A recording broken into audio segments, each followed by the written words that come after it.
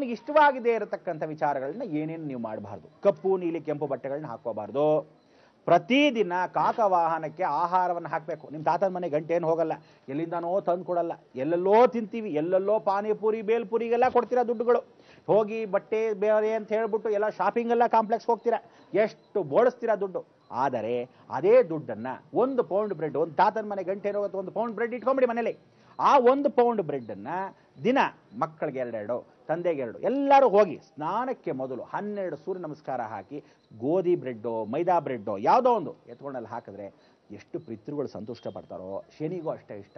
ಮಧ್ಯಾಹ್ನದೊತ್ತು ಊಟ ಮಾಡುವಾಗಲೂ ಹೇಳ್ತಾ ಇದ್ದೀನಿ, 1 ತುತ್ತು ಬಾಯಲ್ಲಿ ಇಟ್ಕೊಳ್ಳೋಕೆ ಮೊದಲು ಆ ಅನ್ನವನ್ನು ಕೈಲಿ ಕಲಿಸ್ಕೊಂಡ ತಕ್ಷಣ ಆ ಅನ್ನ ಕೈ ಕಲಿಸ್ಕೊಂಡ್ರೆ ಒಂದು ಹಿಡಿಯನ್ನ, ಶನೇಶ್ವರ ನನ್ನ ಕರ್ಮಗಳನ್ನು ಕಳೀತಾ ಇದೆಯಾ, ಹೇಗೆ ನಾನು ಗೊತ್ತಿಲ್ಲದೆ ಮಾಡಿರೋ ಪಾಪಕರ್ಮಗಳನ್ನ ಹೀಗೆ ಇಡ್ತೀಯಾ, ಇನ್ನೂ ಎಷ್ಟು ಜನ್ಮ ಅಂತ ಹೀಗೆ ಇಟ್ಟಿರ್ತೀಯ, ಇದನ್ನ ಆದಷ್ಟು ಬೇಗ ಕರ್ಮವನ್ನು ಕಳೆದು ಅನಾಯಾಸವಾಗಿರ್ತಕ್ಕಂಥ ನನ್ನ ಜೀವನಕ್ಕೆ ಪರಿಪೂರ್ಣ ಶ್ರದ್ಧೆ ಭಕ್ತಿಯನ್ನು ನಾನು ತುಂಬ್ತಾ ಇದ್ದೀನಿ, ನಿನ್ನನ್ನು ಕಾಪಾಡು ಅಂತ ಹೇಳಿ ಆ ಅನ್ನವನ್ನು ಕಲ್ ಮೇಲೆ ಹಾಕ್ಬಿಟ್ರೆ ಯಾವುದಾದ್ರೂ ನಾಯೋ ಯಾವುದಾದ್ರೂ ಒಂದು ಕಾಗೆನೋ ಅದನ್ನು ತಿನ್ನುತ್ತೆ, ಸಂತೃಪ್ತಿ ಪಡತ್ತೆ. ಆಗೇನಾಯ್ತು, ಕಾಳ ಭೈರವಂ ದರ್ಶಯಾಮಿ. ಆ ಕಾಗೆಯ ಮುಖಾಂತರವಾಗಿ ಶನಿ ಕರ್ಮವನ್ನು ಕಳೀತಾನೆ, ನಾಯಿ ಮುಖಾಂತರವಾಗಿ ಕಾಳಭೈರವ್ ನಮ್ಮ ಕಾಲವನ್ನು ತಿರುಗಿಸ್ತಾನೆ.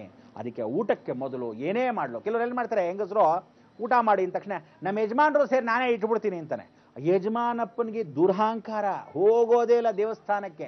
ಇವ್ರ ಪರವಾಗಿ ಅವ್ರು ಮಾಡಿದ್ರೆ ಏನು ಪ್ರಯೋಜನ? ಆಗಲ್ಲ. ಇವನ ಕರ್ಮ ಇವನೇ ಕಟ್ಕೋಬೇಕು.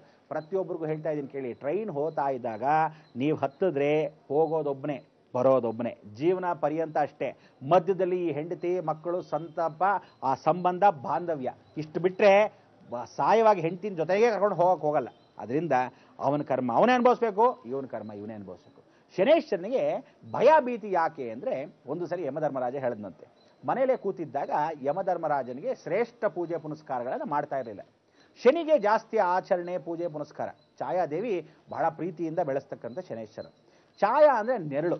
ಈ ನೆರಳು ಏನಾಗಿದೆ, ಯಾವತ್ತೂ ನಮ್ಮಲ್ಲಿ ಭೀತಿ ಅನ್ನೋದು ಹುಟ್ಟಿಸ್ಬಿಟ್ಟಿದ್ದಾನೆ. ಪ್ರತಿಯೊಬ್ಬನಿಗೂ ಆ ಭೀತಿ ಇಲ್ಲದೆ ಇದ್ರೆ ಜೀವನ ಮಾಡಲ್ಲ. ನೀವೇನು ನೋಡಿ, ಒಬ್ಬನೇ ಮನೇಲಿ ಕೂತ್ಕೊಂಡಿದ್ದಾಗ ಏನು ಮಾಡುತ್ತೆ, ಹಿಂದ್ಗಡೆ ಯಾರೋ ಬಂದು ಹೋದ್ರೋ ಏನೋ, ಯಾಕೋ ಕಾಣ್ತಾ ಇದ್ರೇನೋ, ಈಗ ತಾನೇ ಯಾರೋ ಕಾಣಿಸಿದ್ರಲ್ಲ ಅನ್ನೋ ಭಾವನೆ ನಿಮಗಾಗುತ್ತೆ. ಯಾವಾಗ ಅದು ಬರುತ್ತೆ ಭಾವನೆ ಅಂದರೆ, ನಿಮ್ಮ ಜಾತಕಗಳಲ್ಲಿ ಚಂದ್ರ ಶನಿ ಒಟ್ಟಿಗಿದ್ರೆ, ಚಂದ್ರನ ಶನಿ ನೋಡ್ತಾ ಇದ್ರೆ ಗ್ಯಾರಂಟಿ ನಿಮ್ಮೆಲ್ಲರಿಗೂ ಆ ಭಯ ಭೀತಿ ಬಂದೇ ಬರುತ್ತೆ.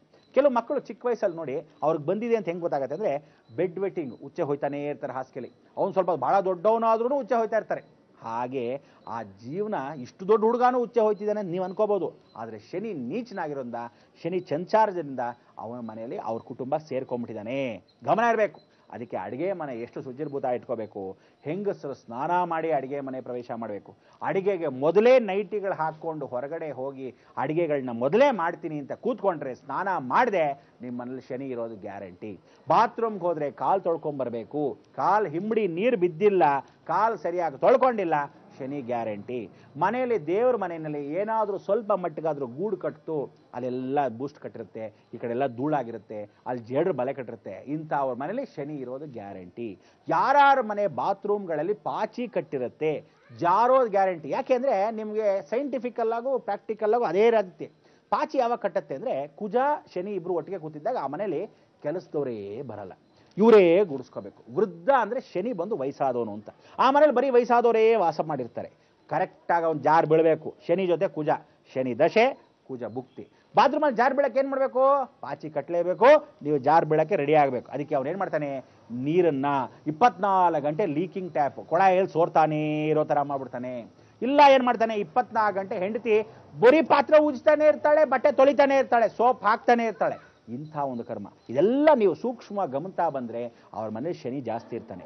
ಯಾವ ಹೆಂಗಸು ನೀರು ಜಾಸ್ತಿ ಖರ್ಚು ಮಾಡ್ತಾಳೋ ಆ ಮನೇಲಿ ಶನಿ ಗ್ಯಾರಂಟಿ. ಇದು ಕರ್ಮಸ್ಥಾನ. ಅದಕ್ಕೆ ಹೇಳೋದು, ಕ್ಲೀನ್ ಅಂದ್ಬಿಟ್ಟು ತೊಳಿತಾನೇ ಕೂತ್ಕೊಳ್ಳೋದಲ್ಲ. ಒಂದ್ಸಲಿ ತೊಳೆದು ಇಟ್ಟುಬಿಟ್ರೆ ಮುಗಿದೋಯ್ತು. ಯಾವಾಗ ಒಂದ್ಸಲಿ ಕ್ಲೀನಾಗಿ ಮಾಡ್ಕೊಳ್ಳೋದು, ತೊಳ್ಕೊಳ್ಳೋದು, ಆ ಸಮಯಕ್ಕೆ ಉಪಯೋಗಿಸೋದು, ಸ್ವಚ್ಛಿರ್ಭೂತ ಇಡಬೇಕು. ಆಮೇಲೆ ಉಪ್ಪಿನ ಋಣ ಯಾವತ್ತು ಮನೇಲಿ ಇಟ್ಕೊತೀನೋ ಶನಿ ಹತ್ರ ಬರಲ್ಲ.